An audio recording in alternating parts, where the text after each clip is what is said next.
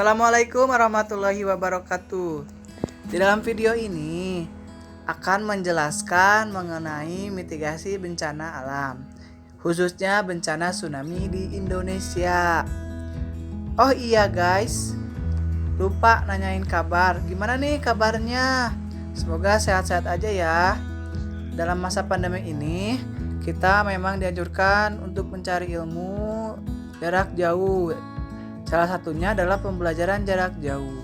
Nah, video ini dibuat untuk memfasilitasi pembelajaran jarak jauh mengenai mata pelajaran geografi, khususnya mengenai materi mitigasi bencana. Nah, oh iya guys, belum memperkenalkan diri nih saya. Halo, nama saya Berry Alhamdi. Saya dari Pendidikan Geografi Universitas Pendidikan Indonesia. Oh iya, jangan lupa nih di masa pandemi tetap jaga kesehatan ya. Tetap ikuti protokol kesehatan. Ingat pesan ibu 3M. Yang pertama, memakai masker. Selalu memakai masker. Yang kedua, menjaga jarak. Menjaga jarak dari orang lain. Jangan jaga jarak juga ya. Maksudnya jarak sosial. Yang ketiga adalah mencuci tangan dengan sabun. Selalu mencuci tangan dengan sabun ya. Oke, sebelum kita lanjut mengenai materi mengenai bencana tsunami, nih ada beberapa foto mengenai bencana tsunami yang ada di Indonesia. Yuk kita lihat fotonya.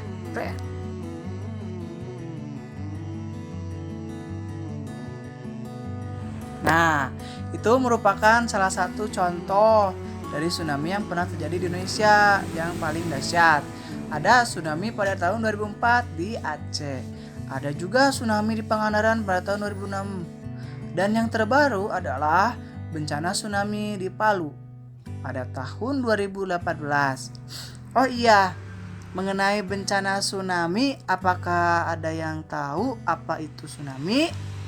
Nah, berdasarkan asal-usul, ternyata tsunami berasal dari bahasa Jepang yang secara harfiah berarti gelombang, pelabuhan. Nah, su berarti pelabuhan dan nami adalah gelombang.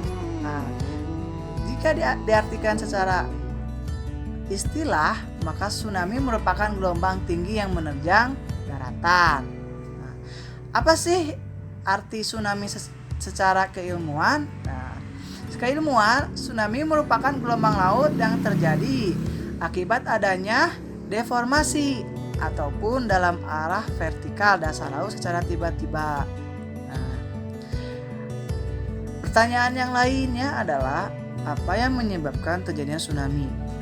Adapun yang menyebabkan terjadinya tsunami, pertama itu adalah adanya gempa di dasar laut dangkal. Yang kedua adalah letusan gunung api di bawah laut ataupun longsoran yang menerjang ke laut. Nah, tsunami ini mempunyai panjang gelombang dan periode gelombang yang sangat besar sehingga dapat menerjang daratan dan dapat memiliki korban jiwa, atau dengan kata lain dapat menyebabkan korban jiwa manusia. Simpan. Jika dilihat dengan menggunakan peta Indonesia, Indonesia itu termasuk ke dalam negara yang memang rawan terjadinya bencana alam. Salah satunya adalah bencana tsunami. Nah, kita lihat dari sudut geologi, Indonesia berada pada 3 lempeng tektonik, yaitu lempeng Eurasia, lempeng Pasifik, dan lempeng Indo-Australia, sehingga menyebabkan Indonesia berada pada jalur gempa bumi teraktif. Selain jalur gempa bumi teraktif, Indonesia juga termasuk kepada Ring of Fire, yaitu cincin api. Apa itu cincin api?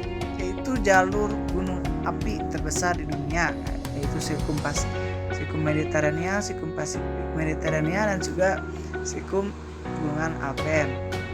Nah, akibatnya Indonesia itu rawan terjadinya gempa bumi maupun letusan gunung api yang akan menyebabkan terjadinya kemungkinan besar bencana tsunami itu sangatlah besar. Adapun kejadian tsunami di Indonesia selain contoh dari 3 tadi, yaitu adalah di Sumatera Barat, Bengkulu, Lampung pada tahun 1833. Gunung Krakatau pada tahun 1883, letusan Gunung Krakatau yang menyebabkan tsunami. Nah, korban jiwanya 36.000 korban jiwa. Ya. Bisa dilihat di tabel yang ada di papan tulis ya. Adapun pembangkit tsunami nih, dari penjelasan yang telah saya sampaikan ada 3 ya. Gempa itu 91% menyebabkan tsunami di Indonesia, letusan gunung api 8%, dan longsor dasar laut itu 1%. Sumber gempa tsunami Flores 1992, Banyuwangi 1994, Biak 1996, dan Aceh 2004. Nah, itu salah satu contohnya ya. Kalau sumber letusan gunung api mungkin tsunami Tambora pada tahun 1815 dan Krakatau pada tahun 1883.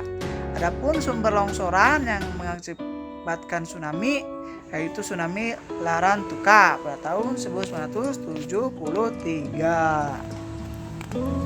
Nah, adapun bagaimana nih kita untuk mengurangi resiko dari adanya bencana tsunami. Adapun upayanya itu adalah upaya melakukan mitigasi bencana tsunami. Ada 4 tahapan untuk bagaimana kita memitigasi bencana tsunami itu. Yang pertama adalah identifikasi tsunami genik. Kedua adalah pemetaan zona rawan tsunami. Yang ketiga sosialisasi.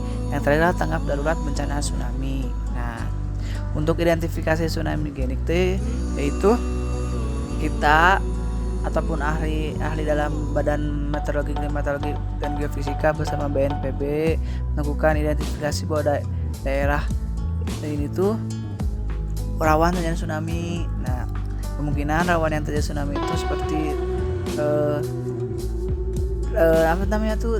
selatan Pulau Jawa, nah, barat Pulau Sumatera, bagian barat Nusa Sumatera.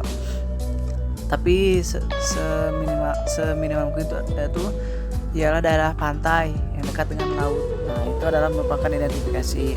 Yang kedua itu pemetaan zona rawan tsunami. Nah, yaitu berkaitan dengan bagaimana suatu daerah yang ada di bibir pantai itu sejauh mana itu kemungkinan tsunami akan terjadi atau melanda daerah tersebut sampai berapa kilometer.